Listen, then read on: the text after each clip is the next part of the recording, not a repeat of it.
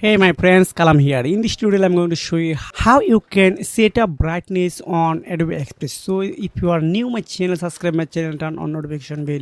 Now let's jump into. First of all, I'm going on this option, then you can open up a design. So example purpose, this is my design.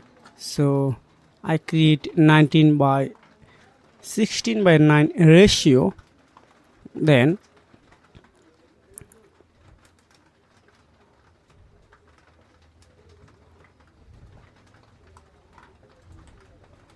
wow,